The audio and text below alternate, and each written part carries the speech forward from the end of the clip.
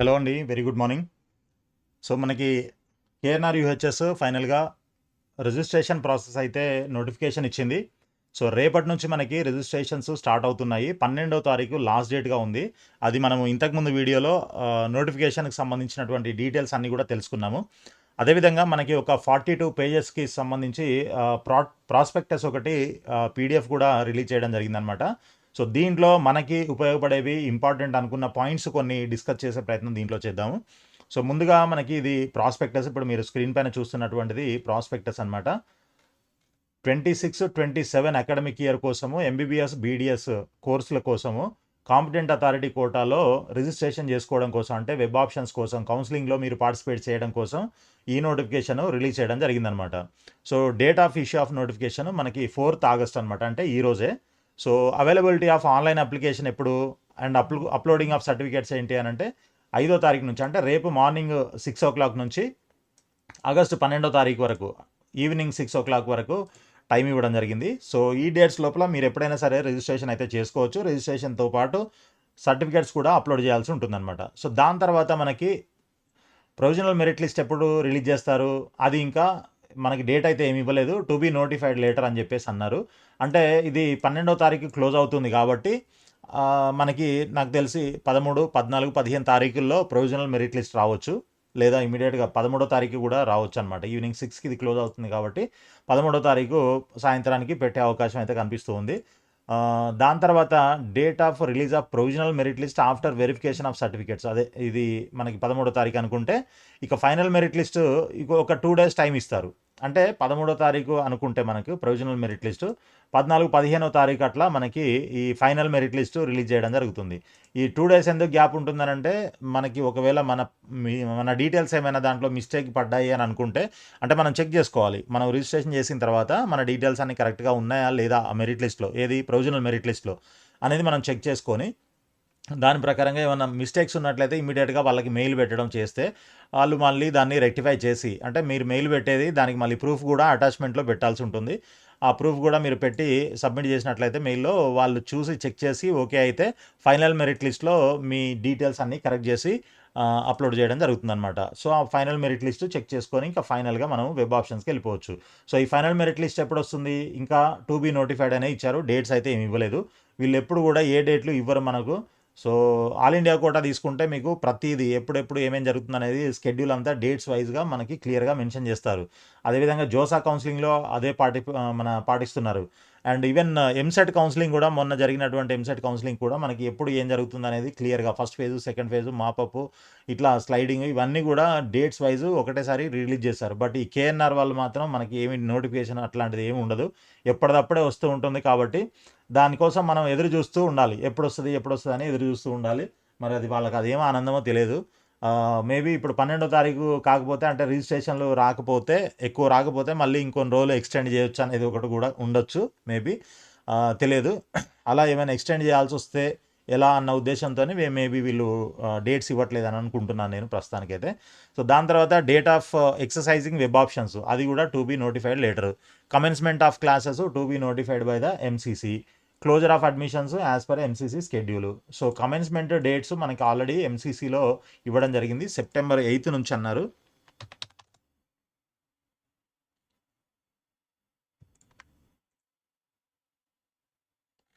So, ఇక్కడ చూడండి, commencement of academic session 8th September. So, 8th September నుంచి మనకు క్లాసులు అయితే స్టార్ట్ అవుతాయి. ఇది అందరికీ కామన్గా ఉంటుంది. సో, మరి ఆ అన్ని కాలేజెస్లో అదే రోజు స్టార్ట్ చేస్తారా లేదా అనేది చెప్పలేము కానీ, బట్ అదైతే స్టార్ట్ చేసుకోవడానికి, అది దాని ముందు చేయడానికి లేదు, దాని తర్వాత ఎప్పుడైనా చేయొచ్చు అనమాట. సో, తర్వాత క్లోజర్ ఆఫ్ అడ్మిషన్స్ అయితే ఇంకా మనకి ఏమీ ఇవ్వలేదు. క్లోజర్ ఆఫ్ అడ్మిషన్స్కి సంబంధించి last date of joining 10th, ఇక్కడ 10th అని అన్నారు. మేబీ 10th అక్టోబరే last date of admissions closure అని అనుకుంటున్నాను నేను. సో, ఎవ్రీ టైం ఇదే ఉంటుంది, ఇలాగే ఉంటుందన్నమాట. 10th అక్టోబర్ లాస్ట్ అనమాట. ఇంకా ఆ లోపలనే ఏ కౌన్సిలింగ్ ఉన్నా, ఎన్ని కౌన్సిలింగ్స్ ఉన్నా, అంటే ఏ కేటగిరీ కానీ, బి అండ్ సి కేటగిరీ కానీ, దాంట్లో ఏమైనా సీట్లు మిగిలితే ఈ 10th అక్టోబర్ లోపలనే ఎన్ని కౌన్సిలింగ్లు అంటే అన్ని కౌన్సిలింగ్లు కండక్ట్ చేసి ఫిల్ చేయాల్సి ఉంటుంది. ఇక దాని తర్వాత సీట్లు మిగిలిపోతే అవి వేస్ట్గా పోవాల్సిందే తప్ప కౌన్సిలింగ్ చేయడానికైతే ఛాన్స్ ఉండదు. కాబట్టి ఈ 10th అక్టోబర్ అనేది చాలా ఇంపార్టెంట్ డేట్ అనమాట అందరికంటే. ఏ కేటగిరీ అంతకంటే ముందే అయిపోతుంది అనుకోండి ఆఫ్‌కోర్స్. బి క్యాట్‌కే కొంచెం డిలే అవుతుంటుంది. ఇది లేట్‌గా స్టార్ట్ చేస్తారు కాబట్టి B and C category. NRI కోటాలో కొన్ని సీట్లు మిగులుతాయి కాబట్టి దానికి stray vacancy, additional stray vacancy, additional mop up ఇట్లా రకరకాలుగా కండక్ట్ చేస్తూ ఉంటారు అవసరాన్ని బట్టి. సో అవన్నీ కూడా రెగ్యులర్గా మన ఛానల్లో పోస్ట్ చేయడం జరుగుతుందనమాట. ఎవరైనా బి అండ్ సి కేటగిరీకి సంబంధించిన వాళ్ళైతే తప్పకుండా చూస్తూ ఉండండి ఎప్పటికప్పుడు. సో ఇక దాని తర్వాత నోట్ వచ్చేసి ఇక్కడ నోట్ ఇచ్చారు కొన్ని పాయింట్స్ ఉన్నాయి. Applications will be through online mode only, no offline submission. Offline submissions అనేవి లేవు. అప్లికేషన్ ఫామ్లు ఫిలప్ చేసి పెన్నుతో రాసి ఇవ్వడం, సబ్మిట్ చేయడం అట్లాంటివి లేవు. టైప్ చేసి ఇవ్వడం అట్లాంటివి లేవు. ఓన్లీ ఆన్లైనే అనమాట. All further notification related to MBBS BDS admissions will be notified on university website. No individual intimations will be sent. మీకు ప్రత్యేకంగా నోటిఫికేషన్ రిలీజ్ అయిందని, మెరిట్ లిస్ట్ వచ్చిందని అట్లా మీకేమీ ఇన్ఫర్మేషన్ ఇవ్వడం జరగదు. మీరే వెబ్సైట్లో చెక్ చేసుకోమని చెప్తున్నారు. తర్వాత candidates are inform to check the university website. ఇది website knruhs.telangana.gov.in regularly for notifications. ఇక హెల్ప్ లైన్ నెంబర్స్ ఇవన్నీ మనం ఇంతకుముందు దాంట్లో చూసాము. దాంతోపాటు ఈమెయిల్ ఐడీస్ కూడా మనం ఇంతకుముందు వీడియోలో చూసాము. సో ఇక ప్రాస్పెక్టస్లో మనకి ఇది అఫ్కోర్స్ ఇదంతా ఇంట్రడక్షన్ కూడా మనకి తెలిసిందే. 15% ఆల్ ఇండియా కోటాకి వెళ్ళిపోతాయి. గవర్నమెంట్ కాలేజెస్లో ఆల్ ఇండియా కోటాకి 15% సీట్లు వెళ్ళిపోతాయి. మిగిలినవన్నీ కూడా ఇక్కడ ఏ క్యాట్లో ఉంటాయి. అదేవిధంగా ప్రైవేటు మైనారిటీ, నాన్ మైనారిటీ కాలేజెస్లో ఉండేటువంటి 50% సీట్స్ కూడా దీంట్లో ఉంటాయి. So number of seats under competent authority quota, ఇది మనకి సీట్ మ్యాట్రిక్స్ రిలీజ్ చేయడం జరుగుతుందన్నమాట. ఈ అకాడమిక్ ఇయర్కి ఎన్ని సీట్లు ఉన్నాయి, ఏంటి, ఏ కాలేజీలో ఎన్ని సీట్లు, అదేవిధంగా ఏ కేటగిరీకి ఎన్ని సీట్లు ఉంటాయి అనేది ఒక సీట్ మ్యాట్రిక్స్ రిలీజ్ చేస్తారు. సో అది కూడా మనము వచ్చిన తర్వాత దానిపైన కొంత అనాలిసిస్ చేసే ప్రయత్నం చేద్దాం. తర్వాత the tuition fees for the academic year 2026-27 shall be as per the orders to be issued by the government of Telangana. ఇక్కడ ఇంకా ఆర్డర్స్ ఏమీ రిలీజ్ చేయలేదు అని అర్థమవుతుంది. ఆర్డర్స్ రిలీజ్ చేయడం అంటే ఏంటి అని అంటే ఎవ్రీ 3 ఇయర్స్కి ఒక బ్లాక్ పీరియడ్ అంటారు. ఆ ఎవ్రీ 3 ఇయర్స్కి ఒకసారి ఈ టీజీ ఏఎఫ్ఆర్సి కమిటీ ఉంటుందన్నమాట. సో ఆ కమిటీ ఈ కాలేజెస్ యొక్క ఫీజు ఎంత ఉండాలి అనేది అన్నీ వెరిఫై చేసి, అంటే ఆడిట్ చేస్తుందన్నమాట. ఒక కాలేజీని ఆడిట్ చేసి అక్కడ ఉన్నటువంటి స్టూడెంట్స్ ఎంతమంది, నెంబర్ ఆఫ్ ఇంటేక్ ఎంత, తర్వాత ఫెసిలిటీస్ ఎలా ఉన్నాయి, ఇన్ఫ్రాస్ట్రక్చర్ ఎలా ఉంది, ఫ్యాకల్టీ ఎలా ఉంది, వాళ్ళ శాలరీస్ ఎలా ఉన్నాయి, ఖర్చులు ఎంత అవుతున్నాయి, ఇట్లాంటివన్నీ కూడా అనలైజ్ చేసి దాని ప్రకారంగా ఈ కాలేజీలో ఎంత ఫీజు ఉండాలి అని ఒకటి డిసైడ్ చేయడం జరుగుతుందన్నమాట జనరల్గా. అది ఎవ్రీ 3 ఇయర్స్కి ఒకసారి రివైజ్ చేస్తూ ఉంటారు. సో లాస్ట్ ఫ్యూ ఇయర్స్ నుంచి అది రివైజ్ చేయలేదు. కొన్ని సంవత్సరాల నుంచి ఒక ఐ థింక్ 2-3 బ్లాక్ పీరియడ్స్ నుంచి ఒకటే ఫీజులు అయితే ఉన్నాయి. సో మరి ఈసారి అది ఆ ట్యూషన్ ఫీజు అనేది రివైజ్ అవుతుంది అని చెప్పి దీని అర్థం అనమాట. సో దానికి సంబంధించిన జీవోస్ ఏవైతే ఉంటాయో అవి రిలీజ్ చేసిన తర్వాత మనకి ఆ ఫీజులు అనేవి ఫైనలైజ్ అవుతాయి. బట్ జనరల్గా ఏ క్యాట్లో అయితే మనకి అన్ని కాలేజీలు గవర్నమెంట్ అన్నిటికీ ఒకటే ఫీజు ఉంటుంది, ప్రైవేట్ కాలేజెస్ అన్నిటికీ ఒకటే ఫీజు ఉంటుంది.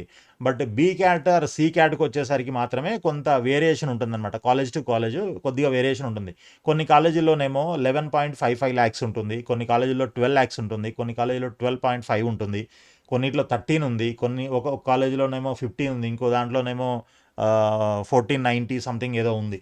ఇలా ఒక్కొక్క కాలేజ్కి ఒక్కొక్క రకమైన ఫీజు ఉంటుంది. మరి వాటన్నిటిని ఈక్వల్ చేస్తారా, అన్నీ సేమ్ చేస్తారా, లేకపోతే మళ్ళీ రివైజ్ చేసి వాటిని ఏమైనా ఆ కాలేజీకి తగినటువంటి ఫీజు డిసైడ్ చేస్తారా? ఇప్పుడు మనకి ఇంజనీరింగ్ కాలేజెస్కి ఒక్కొక్క కాలేజ్కి ఒక్కొక్క రకమైన ఫీజు ఉంటుంది.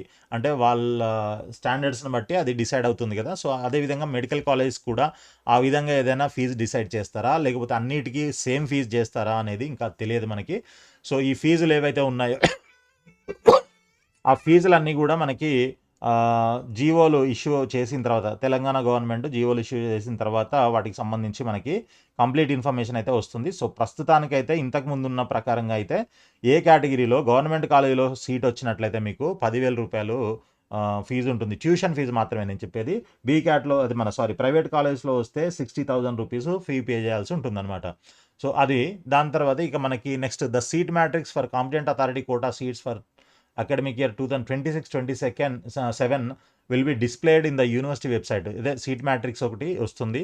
దాని తర్వాత in case of any new MBBS BDS seats permitted by NMC and NDC in the medical and dental colleges affiliated to KNR UHS for the academic year 26-27 shall be added in the subsequent phases of the counseling. ఇంకేమైనా కొత్త సీట్లు add అయినట్లయితే existing కాలేజెస్లో కానీ లేదనంటే కొత్త colleges కానీ ఒకవేళ ఫేజ్ 1 తర్వాత కానీ ఫేజ్ 2 తర్వాత కానీ ఏమైనా యాడ్ అయినట్లయితే అప్పటికప్పుడు వాటిని దాంట్లో యాడ్ చేయడం జరుగుతుంది. అవి ఆ ఫర్దర్ ఫేజ్లో ఇంక్లూడ్ అవుతాయి. సో అప్పుడు కూడా మీకు సీట్లు పెరుగుతాయి. కాబట్టి ఇప్పుడున్న సీట్ల ప్రకారంగా నెంబర్ ఆఫ్ క్యాండిడేట్స్ని బట్టి ఒకవేళ మీకు సీటు రాదు అని మీరు డిసైడ్ అయినా అది ఖచ్చితంగా రాదని చెప్పలేము. ఒకవేళ మధ్యలో ఫేజ్ 1 తర్వాత 2 తర్వాత మీకు ఏమైనా సీట్లు ఇంక్రీజ్ అయితే అప్పుడు మీకు వచ్చే ఛాన్స్ ఉండొచ్చు. కాబట్టి మీరు లాస్ట్ ఇయర్ క్లోజింగ్ ర్యాంకుని బట్టి చెక్ చేసుకోండి. మీరు ఆ లాస్ట్ ఇయర్ క్లోజింగ్ ర్యాంకు నుంచి ఎంత వేరియేషన్లో ఉన్నారు, మీ క్లోజింగ్ ర్యాంక్ ఎంత, మీ ర్యాంక్ ఎంత, డిఫరెన్స్ ఏంటి, పెరిగిన సీట్లను బట్టి ఎంతవరకు రావచ్చు అనేది కొంత అంచనా వేసుకొని మీరు దీంట్లో రిజిస్టర్ చేసుకోవాల్సి ఉంటుంది. సో రిజిస్ట్రేషన్ మీరు సీట్లు పెరిగాయని మళ్ళీ రిజిస్ట్రేషన్ అయితే ఓపెన్ చేయరు, ఇది గుర్తుపెట్టుకోండి. కాబట్టి సీట్లు తర్వాత ఇప్పుడు ఆల్రెడీ పెరిగినాయి కొన్ని ఉన్నాయి, వీటిని బట్టి అయినా సరే మీకు ఏదైనా సీట్ వచ్చే ఛాన్స్ ఉంది అని ఏ మాత్రం 1% మీకు హోప్ ఉన్నా కూడా మీరు తప్పకుండా రిజిస్టర్ చేసుకొని పార్టిసిపేట్ చేయండి కౌన్సిలింగ్లో. ఓకే, సో ఎడ్యుకేషనల్ క్వాలిఫికేషన్స్ ఇవన్నీ మనం ప్రీవియస్ వీడియోలో మాట్లాడుకున్నాము నోటిఫికేషన్ డీటెయిల్స్లో. సో ఇవన్నీ కూడా ఓసీ ఈడబ్ల్యూఎస్ వాళ్ళకైతే 50% ఉండాలి ఇంటర్లో, తర్వాత బీసీ ఎస్సీ ఎస్టీ వాళ్ళకి 40%, ఓసీ ఈడబ్ల్యూఎస్ పీడబ్ల్యూడి క్యాండిడేట్స్కి అయితే 45% ఉండాలి. ఇక intermediate physics, chemistry, botany, zoology, biology చదివి ఉండాలి. ఇవన్నీ కూడా కామనే. తర్వాత నీట్ క్వాలిఫై ఉండాలి, ఇది మెయిన్. నీట్ యూజీ 2026 క్వాలిఫై ఉండాలన్నమాట. దాని తర్వాత 17 ఇయర్స్ కంప్లీట్ అయి ఉండాలి. ఎప్పటి వరకు? December 31, 2026 వరకు 17 ఇయర్స్ కంప్లీట్ అవ్వాలన్నమాట. మీకు ఎట్టి పరిస్థితులలో క్యాలిక్యులేట్ చేసుకొని ఉండండి. తర్వాత నీట్ క్వాలిఫైయింగ్ కట్ ఆఫ్ తెలుసు కదా, ఇది ఓసీ ఈడబ్ల్యూఎస్ వాళ్ళకైతే 213 అండ్ ఎబో, ఇక ఎస్సీ ఎస్టీ బీసీ వాళ్ళకైతే 177 అండ్ ఎబో. Okay, right. తర్వాత ఎలిజిబిలిటీ ఏంటి? మీరు ఓసీ అయి ఉండాలి, ఫస్ట్ మీరు ఇండియన్ నేషనల్ అయి ఉండాలి. Okay, competent authority quota in Telangana should be Indian national, person of Indian origin, PIOs, లేకపోతే overseas citizen of India, OCI card holders అయి ఉన్నట్లయితే మీరు దీంట్లో రిజిస్టర్ చేసుకోవడానికి అర్హులు అవుతారనమాట. సో దాని తర్వాత లాస్ట్ 4 ఇయర్స్ అంటే 9th, 10th, 11th, 12th కూడా మీరు ఇక్కడే లోకల్లో తెలంగాణలో చదివి ఉండాలి ఏదో ఒక ఇన్స్టిట్యూషన్లో. ఒకవేళ అలా చదవలేదు, బట్ మేము బిగినింగ్ ఫ్రమ్ తెలంగాణనే, ఇక్కడే పుట్టాము, ఇక్కడే పెరిగాము అని అనుకున్న వాళ్ళు ఎవరైనా పేరెంట్స్ యొక్క ఉద్యోగాన్ని బట్టి వేరే స్టేట్లో చదవాల్సి వచ్చింది, అలాంటి వాళ్ళు ఎవరైనా ఉన్నట్లయితే రెసిడెన్స్ సర్టిఫికేట్ ఒకటి తీసుకోవాల్సి ఉంటుందన్నమాట. సో ఇవన్నీ అంటే వాళ్ళు చాలా తక్కువ ఉంటారు కాబట్టి దాని మీద మనము అంత డీటెయిల్డ్గా నేను ఎక్స్ప్లెయిన్ చేయట్లేదు మీకు. సో ఓకే, సో అలాంటి వాళ్ళు ఎవరైనా ఉన్నట్లయితే ఈ నోటిఫికేషన్ చదవండి, లేకపోతే అర్థం కాకపోతే మన నెంబర్కి కాల్ చేయండి, లేదంటే ఆఫీస్కి వచ్చినప్పుడే నేను మీకు క్లియర్గా ఎక్స్ప్లెయిన్ చేస్తాను. So next, candidates who are domiciles of other states other than Telangana are not eligible as per government orders. So Telangana students కాకుండా, తెలంగాణ డొమిసైల్స్ కాకుండా ఇంకా వేరే స్టేట్ వాళ్ళు ఎవరైనా ఉన్నట్లయితే వాళ్ళు ఈ కోటాలో, ఈ ఏ కేటగిరీ కోటాలో నాట్ ఎలిజిబుల్ అని క్లియర్గా రెడ్ కలర్లో మీకు చెప్తున్నారు. కాబట్టి అలాంటి వాళ్ళు ఎవరు రిజిస్టర్ చేయాల్సిన అవసరం లేదు. Okay, right. ఇక the registration and processing fee is non refundable under any circumstances. So registration fee ఏదైతే పే చేస్తారో, రిజిస్ట్రేషన్ ఫీజ్ ఎంత? ఓసీ ఈడబ్ల్యూఎస్ వాళ్ళకి 4000 అండ్ ఎస్సీ ఎస్టీ వాళ్ళకి 3200. మనము నోటిఫికేషన్లో చూసాం కదా ఇంతకుముందు వీడియోలో. సో దీంట్లో కూడా ఉంటుంది, మళ్ళీ ఒకసారి చూద్దాము. సో ఇకపోతే రిజర్వేషన్స్ జనరల్గా ఎస్సీకి 15% ఉండేది. లాస్ట్ ఇయర్ నుంచి గ్రూప్స్ కింద డివైడ్ చేయడం జరిగింది కాబట్టి గ్రూప్ 1కి 1%, గ్రూప్ 2కి 9%, గ్రూప్ 3కి 5%గా ఇది ఉందన్నమాట రిజర్వేషన్. ఆ తర్వాత మనకి ఎస్టీ రిజర్వేషన్స్ ఒకప్పుడు 7% ఉండేది, ఒక 3 years బ్యాక్ 10% చేయడం జరిగింది. సో ఎస్టీ వాళ్ళకి 10% ఉంటుంది అక్కడ, ఎస్సీ వాళ్ళకి 15%, ఎస్టీ వాళ్ళకి 10%. తర్వాత ఇక బీసీ కేటగిరీకి వచ్చేసరికి మొత్తంగా 29% ఉంటుందన్నమాట. దాంట్లో ఏబిసిడిఈ కింద డివైడ్ చేస్తారు కదా. సో ఇప్పుడు మనం రిజిస్ట్రేషన్ చేసేటప్పుడు మన కేటగిరీ ఏంటి అనేది అక్కడ మనం స్పెసిఫై చేస్తాము. మనం బీసీఏలో ఉన్నామా, బీసీబీయా, మా కేటగిరీ బీసీసీయా, బీసీడీయా అనేది అక్కడ మెన్షన్ చేసి దానికి సంబంధించిన సర్టిఫికేట్ అప్లోడ్ చేస్తాం. కాబట్టి ఇప్పుడు వచ్చే మెరిట్ లిస్ట్ ఏదైతే ఉంటుందో దాంట్లో ఈ కేటగిరీలో ఎంతమంది ఉన్నారనేది తెలుస్తుందన్నమాట. ప్రొవిజనల్ మెరిట్ లిస్టు లేదా ఫైనల్ మెరిట్ లిస్టు వాటిని బట్టి తెలుసుకోవచ్చు. సరే, ఇక్కడ మనకి బీసీఏకి 7% రిజర్వేషను, బీసీబీకి 10%, బీసీసీకి 1%, బీసీడీకి 7%, బీసీఈకి 4%గా ఈ 29%ని టోటల్గా డివైడ్ చేయడం జరిగిందనమాట ఏబిసిడిఈకి. సో దాని తర్వాత మనకి సోషల్ స్టేటస్ సర్టిఫికెట్, ఈ ఎస్సీ ఎస్టీ సర్టిఫికెట్స్ ఏవైతే ఉంటాయో అవన్నీ మీరు ఆల్రెడీ తెచ్చి పెట్టుకొని ఉంటారు. Social reservation provided for BC SC ST candidates in the ratio of 29% బీసీకి, 15% ఎస్సీకి, 10% ఎస్టీకి respectively shall be vertical reservations అనమాట. ఓకే, సో వర్టికల్ అంటే 100లో టోటల్ ఓవరాల్ 100%లో ఈ 29% డైరెక్ట్గా బీసీకి, 15 ఏమో ఎస్సీకి, 10 ఏమో ఎస్టీకి ఉంటుంది. సో దీంట్లో ఉండేటటువంటి సీట్లలో మళ్ళీ పీడబ్ల్యూడీ అదే మన పీడబ్ల్యూడీ కానీ లేదా అదర్ స్పెషల్ రిజర్వేషన్స్ ఉంటాయి కదా, వాటికి సంబంధించినవి కూడా దాంట్లో హారిజంటల్ ఉంటాయి, అవి మళ్ళీ మాట్లాడదాము. సో మైనారిటీ స్టేటస్ సర్టిఫికెట్ ఎవరికైతే మైనారిటీ స్టూడెంట్స్ ఉంటారో, ముస్లిం మైనారిటీ కేటగిరీ వాళ్ళు, సో దానికి సంబంధించినటువంటి సర్టిఫికేట్ తెచ్చుకున్నట్లయితే మీకు మైనారిటీ కాలేజీలో ప్రయారిటీ ఉంటుందన్నమాట. సో మైనారిటీ కాలేజీలో ముస్లిం మైనారిటీ స్టూడెంట్స్కి ఫస్ట్ ప్రయారిటీ ఇస్తారు. ఒకవేళ సరిపోయేంతమంది మైనారిటీ స్టూడెంట్స్ లేకపోతే అప్పుడు నాన్ మైనారిటీ స్టూడెంట్స్ ఆప్షన్స్ పెట్టుకున్నట్లయితే వాళ్ళకు కూడా దాంట్లో సీట్లు ఇచ్చే అవకాశం ఉంటుంది. సో మైనారిటీ స్టూడెంట్స్కి ఇది ఒక అడ్వాంటేజ్ అనమాట. మన దగ్గర 4 మైనారిటీ కాలేజెస్ ఉన్నాయి, తెలుసు కదా, Deccan, Shadan, doctor VRK and ion.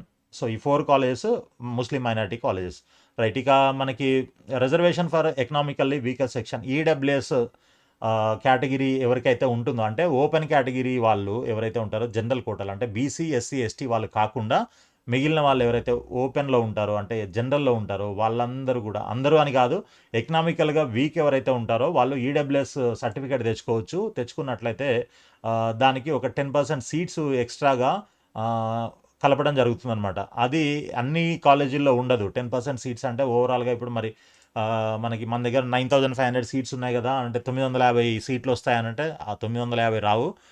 పర్టికులర్గా మనకి ఈడబ్ల్యూఎస్ కోటా కొన్ని కాలేజెస్లోనే ఈ జీవోస్ ప్రకారంగా కొన్ని కాలేజెస్లో ఇంక్లూడ్ చేయడం జరిగిందనమాట. అవి ఈ 7 colleges. Okay, Gandhi medical college ఒకటి, కాకతీయ ఒకటి, తర్వాత government medical college Siddipet, government medical college Mahabubnagar, government medical college Nizamabad, Rajiv Gandhi institute of medical sciences Adilabad, తర్వాత ఈఎస్ఐ మెడికల్ కాలేజ్ హైదరాబాద్. ఈ 7 కాలేజెస్లో ఈడబ్ల్యూఎస్ కోటాకు సంబంధించినటువంటి సీట్లు అయితే ఉంటాయి. తర్వాత ఇక reservation for women candidates. So అమ్మాయిలు ఎవరైతే ఉంటారో ఈ అమ్మాయిలకి ఉన్న అన్ని సీట్లలో 33% సీట్స్ అయితే రిజర్వ్ చేయబడి ఉంటాయన్నమాట.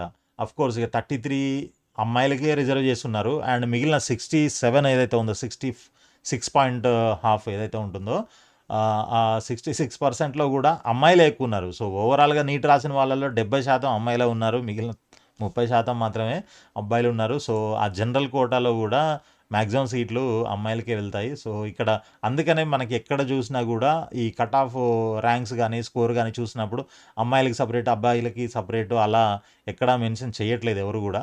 సో ఎందుకనంటే ఇంకా దేంట్లో వచ్చినా ఒకటే, ఎందుకంటే అమ్మాయి లాస్ట్ క్యాండిడేట్ అమ్మాయే ఉంటున్నారు దాంట్లో.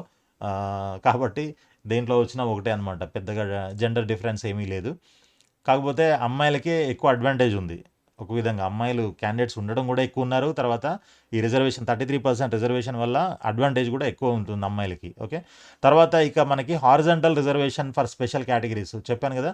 సో స్పెషల్ కేటగిరీ వాళ్ళకి ఈ క్యాప్, పీడబ్ల్యూడి, పిఎంసి ఈ కేటగిరీ వాళ్ళకి, అంటే ఇది ఎవరికైతే ఉందో వాళ్ళకి, అంటే సపోజ్ బీసీలో ఒక క్యాప్ రిజర్వేషన్ ఉన్న క్యాండిడేట్ ఉంటే బీసీలో ఇప్పుడు 29% ఉంది, బీసీఏలో 7% రిజర్వేషన్ ఉంది కదా, ఆ 7%లో 1% సీట్లు ఈ క్యాప్ కోటాకి ఇస్తారనమాట. ఎవరికైతే క్యాప్ కోటా ఉన్నదో బీసీఏ క్యాప్ కోటా, అందులో 1% సీట్లు హారిజంటల్గా ఉంటాయన్నమాట. ఇవి వర్టికల్ కాదు. వర్టికల్ అంటే అవి దాంట్లో పైన చూసినవి వర్టికల్. ఓకే, సో ఇక్కడ క్యాప్, పీడబ్ల్యూడి, పిఎంసి వీళ్ళకి ఇప్పుడు క్యాప్ వాళ్ళకి 1%, పీడబ్ల్యూడి అయితేనేమో 5%, తర్వాత పిఎంసి అయితేనేమో 0.25% ఉంటుంది. దాని తర్వాత మనకి పీడబ్ల్యూడికి సంబంధించి కొన్ని రిజర్వేషన్ డీటెయిల్స్ ఇక్కడ ఇవ్వడం జరిగింది చూడండి. సో ఇవన్నీ అంటే ఎవరైనా పీడబ్ల్యూడి క్యాండిడేట్స్ ఉన్నట్లయితే ఇవన్నీ చూడండి. ఎక్కువ మంది ఉన్నారు కాబట్టి నేను వీటి పైన ఎక్కువ డిస్కస్ చేయట్లేదు. So reservation for Anglo Indians, తర్వాత reservation for children of employees of Singareni collieries. Okay, వీళ్ళకి 5% of the 127 seats under competent authority quota. 127 ఒక్క కాలేజీలోనే ఉంటుందన్నమాట ఇది. 150 సీట్లు యాక్చువల్‌గా దాంట్లో. సింగరేణి మెడికల్ కాలేజ్ ఉంది కదా! ఇది రామగుండం. ఓకే. సో, దాంట్లో 150 సీట్లు ఉంటే మనకి 127 సీట్స్ తెలంగాణ కౌన్సిలింగ్‌లో ఉంటాయి. మిగిలిన సీట్లు ఆల్ ఇండియా కోటాకెళ్తాయి. సో, ఈ 127లో 5% సీట్లు అంటే ఒక 7 సీట్స్ ఈ సింగరేణి కాలరీస్ పిల్లలు ఎవరైతే ఉంటారో వాళ్ళకి రిజర్వ్ చేయబడి ఉంటాయన్నమాట. సో, మీరు సింగరేణి నుంచి సర్టిఫికేట్ తెచ్చుకొని అప్లోడ్ చేసినట్లయితే ఈ 7 సీట్స్‌కి మీకు ఎలిజిబిలిటీ ఉంటుంది.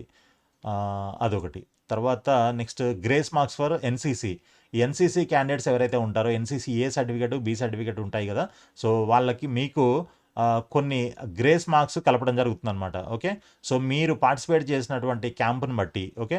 Participation in republic day camp RDC అయితే మీకు 7% గ్రేస్ మార్క్స్ యాడ్ అవుతాయి.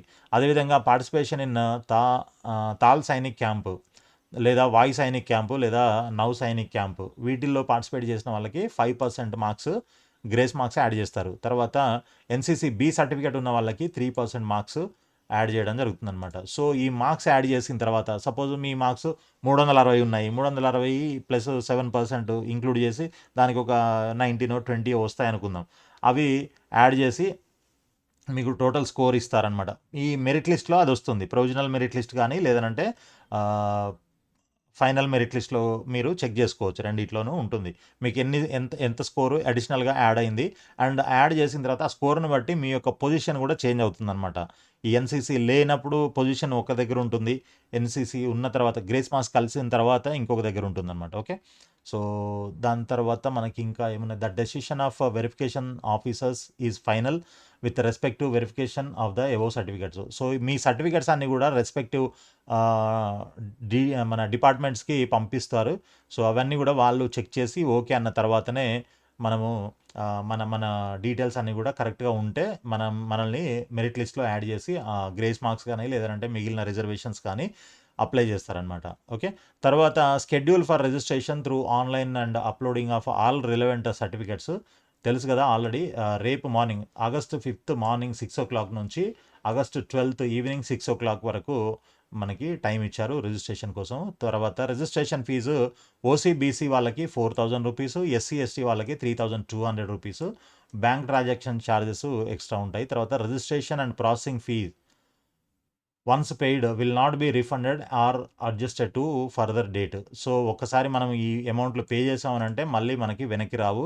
మనం కౌన్సిలింగ్‌లో ఉన్నా, వదిలేసినా, ఏం చేసినా సంబంధం లేదు. ఇంకా వేరే దానికి అడ్జస్ట్ చేయడం కూడా జరగదు. ఇంకా ఇది మీది కాదు అనుకోని అమౌంట్ మీరు రిజిస్ట్రేషన్ చేయాల్సి ఉంటుందనమాట. ఓకే. రైట్. ఇక డాక్యుమెంట్స్ రిక్వైర్డ్ ఇవన్నీ కూడా మనం ఇంతకుముందు వీడియోలో కూడా నేను ఎక్స్‌ప్లెయిన్ చేశాను క్లియర్‌గా. ఇవన్నీ ఒకసారి మళ్ళీ చూడండి మీకు డౌట్ ఉన్నట్లయితే. దాని తర్వాత yeah! Procedure for payment of registration and processing fees and filling online application ఎలా చేయాలి అంటే ప్రొసీజర్ అంతా ఏంటి అనేది ఇక్కడ క్లియర్‌గా స్టెప్ బై స్టెప్ అయితే ఇవ్వడం జరిగింది. మొబైల్ అండ్ ఈమెయిల్ రిజిస్ట్రేషన్ ముందుగా చేయాలి.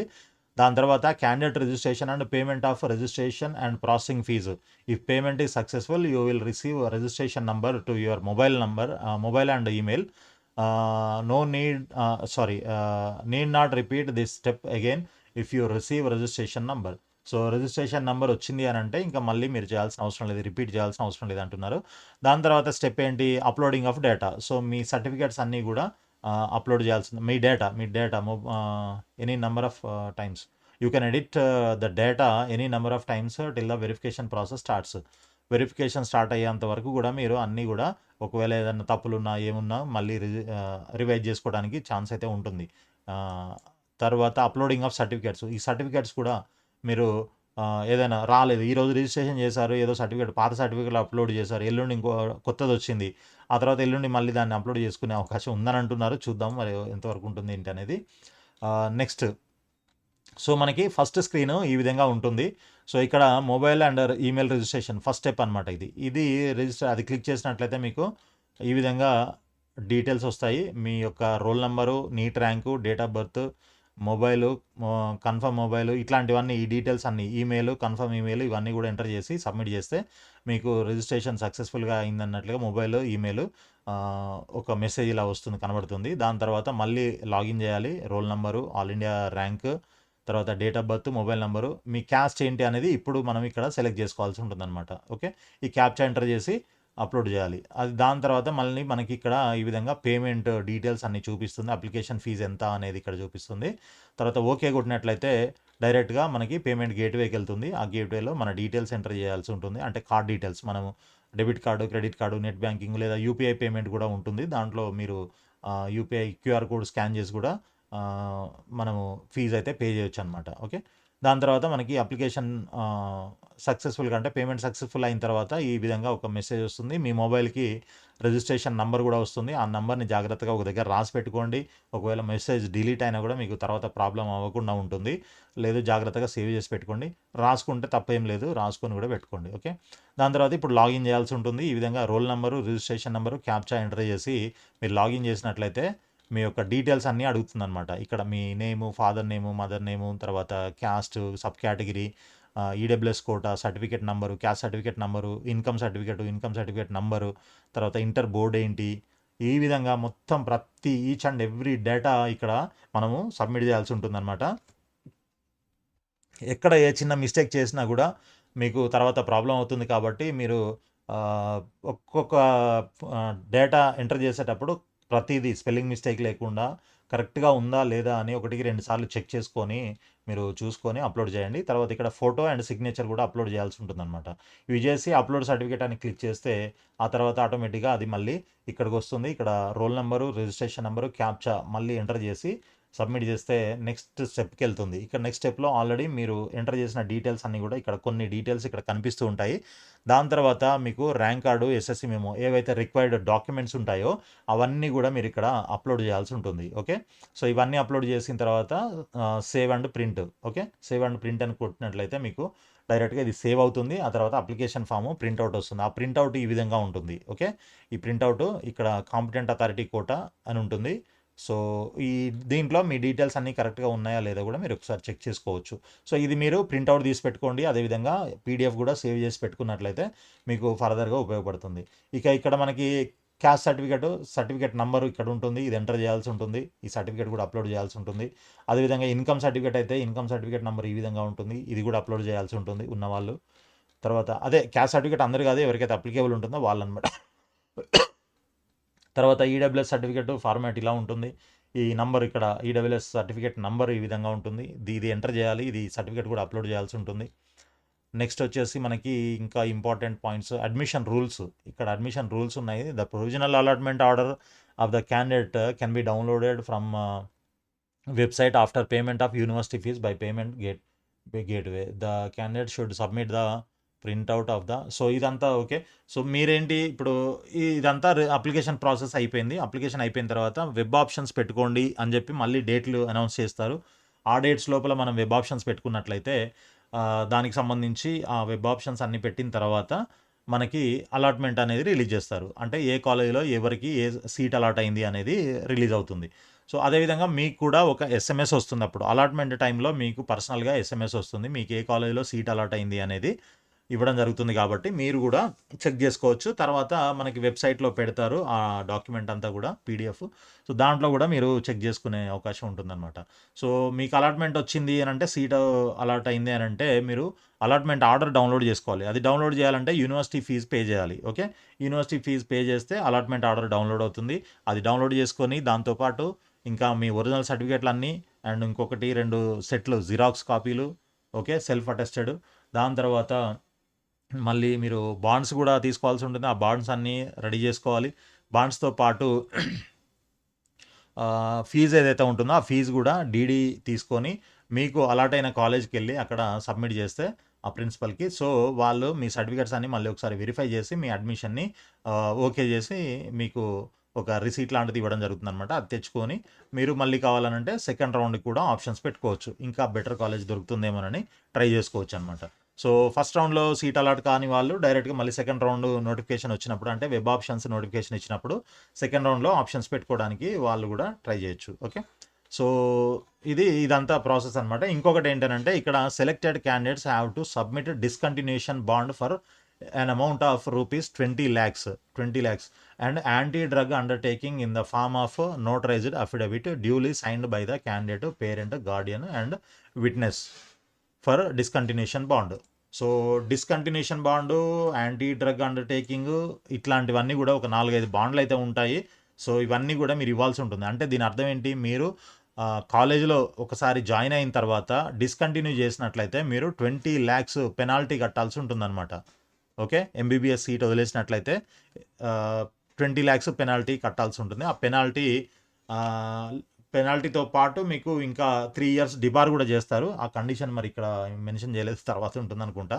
అలాట్మెంట్ ఆర్డర్ వచ్చినప్పుడు ఉంటుంది, లేదా నోటిఫికేషన్ వెబ్ ఆప్షన్స్ నోటిఫికేషన్ వచ్చినప్పుడు ఉంటుంది అనమాట. ఓకే, సో ఇలా కొన్ని బాండ్స్ ఉంటాయి. ఈ బాండ్స్ అన్నీ కూడా మనం సబ్మిట్ చేయాల్సి ఉంటుంది. ఇక మరి యూనివర్సిటీ ఫీజు ఎంత అంటే 12,000 రూపాయలు. Okay, so university fees allotment వచ్చిన తర్వాత అలాట్మెంట్ ఆర్డర్ డౌన్లోడ్ చేసుకోవడానికి 12,000 రూపీస్ మీరు పే చేయాల్సి ఉంటుంది. ఇది ఏ కేటగిరీ వాళ్ళు అయితే. ఒకవేళ బి కేటగిరీ వాళ్ళు అయితే ఎంత పే చేయాలని అంటే, బి క్యాట్లో మీకు సీట్ అలాట్ అయినట్లయితే ఎంబీబీఎస్ 40,000 పే చేయాల్సి ఉంటుంది. అండ్ ఎన్ఆర్ఐ కోటాలో సీట్ అలాట్ అయిన వాళ్ళైతే 70,000 రూపీస్ పే చేయాల్సి ఉంటుంది. ఓన్లీ యూనివర్సిటీ ఫీజు అనమాట ఇది. Okay, right. ఇక ట్యూషన్ ఫీజు ఎంత అనేది మళ్ళీ ఇక్కడ రెడ్ కలర్లో మనకి క్వశ్చన్ మార్క్ పెట్టారు. The tuition fees for the academic year 26-27 shall be as per the orders to be issued by the government of Telangana. So ఇంకా ఆర్డర్స్ ఎప్పుడు వస్తాయి అనేది చూడాలి. మరి ముందే వస్తాయా, తర్వాత వస్తాయా, ఎప్పుడు వచ్చినా కూడా అవే ఇంప్లిమెంట్ అవుతాయి. ఏదైతే ఫైనల్ అవుతుందో అది ఇంప్లిమెంట్ అవుతుంది. సో ఒకవేళ ముందే మరి ఫస్ట్ రౌండ్ అయింది, ఇంకా రిలీజ్ చేయలేదు వీళ్ళు అని అంటే, ఫస్ట్ రౌండ్ అంటే ఇప్పుడున్న ఫీజులు ఇంప్లిమెంట్ అవుతాయన్నమాట. ఒకవేళ ఫస్ట్ రౌండ్ తర్వాత మళ్ళీ మారాయనుకోండి, దాని తగ్గట్టుగా మళ్ళీ పెరిగిన అమౌంట్ మనం పే చేయాల్సి ఉంటుంది, ఎక్స్ట్రా అమౌంట్. లేదు తగ్గితే వాళ్ళే మనకి రివర్స్లో ఇవ్వాల్సి ఉంటుంది కదా. రైట్. తర్వాత ఇక candidates cannot continue from the course after notified cut off date for discontinuation or later. Candidates shall have to submit a bond for an amount of rupees 20 lakhs for the same in 100 rupees non-judicial stamp paper duly signed by the candidate and the parent guardian. Pro forma is annexed. So మీరు ఒకసారి join అయిన తర్వాత మనకి ఒక cut off date ఉంటుందన్నమాట. Okay, notified cut off date, ఒక free exit అని మనకి ఒక డేట్ ఫిక్స్ చేస్తారు. ఆ డేట్ లోపల మీరు డిస్కంటిన్యూ చేస్తే ప్రాబ్లం లేదు. ఓకే, అలా కాకుండా ఆ డేట్ దాటిన తర్వాత డిస్కంటిన్యూ చేశారనుకోండి, అప్పుడు మీకు ఈ 20 lakhs పెనాల్టీ అనేది ఇంప్లిమెంట్ అవుతుందన్నమాట.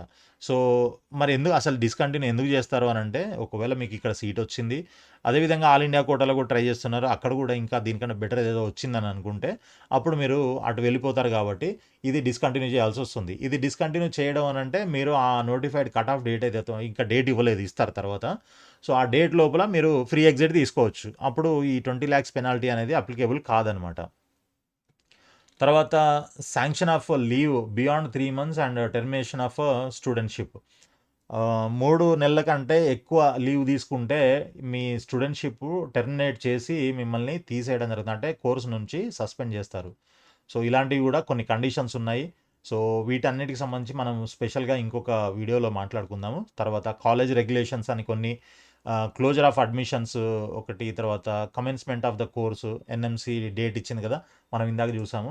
సో 8th సెప్టెంబర్ నుంచి క్లాసులు స్టార్ట్ అవుతాయి అని చెప్పేసి ఆల్రెడీ డిసైడ్ చేశారు.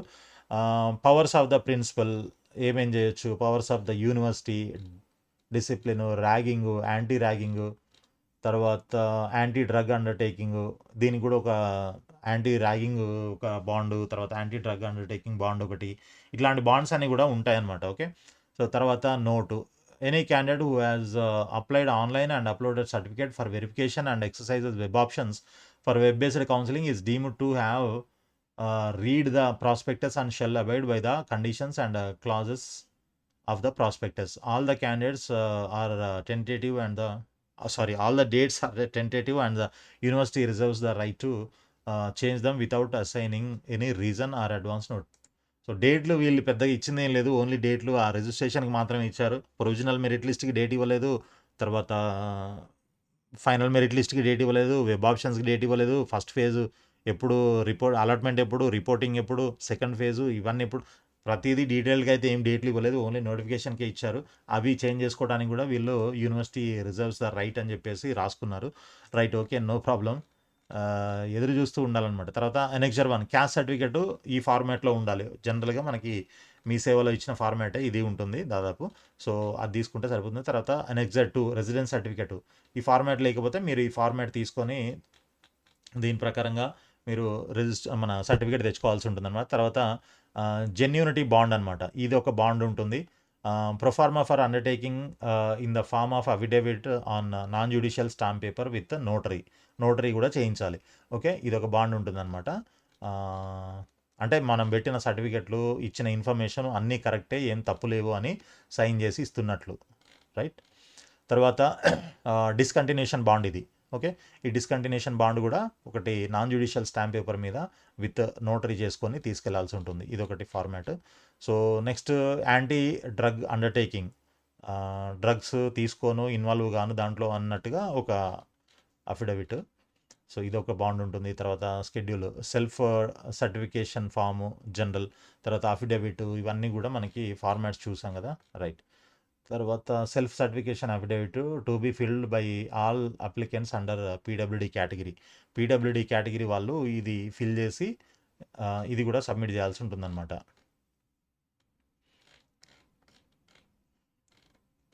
నోటరీ కూడా చేయించాల్సి ఉంటుంది. తర్వాత హియరింగ్ ఇంపేర్డ్, ఇదే పీడబ్ల్యూడి వాళ్ళకి సంబంధించింది, హియరింగ్ వాళ్ళకి. తర్వాత లోకోమోటర్ వాళ్ళకి ఇది పీడబ్ల్యూడి. ఇది వచ్చేసి లోకోమోటర్ డిజేబిలిటీ, మెంటల్ ఇల్నెస్ ఉన్న వాళ్ళకి, స్పీచ్ డిజార్డర్స్ ఉన్న వాళ్ళకి, ఇట్లా మనకి ప్రతిదీ ఫార్మాట్ దీంట్లో ఇవ్వడం జరిగిందనమాట.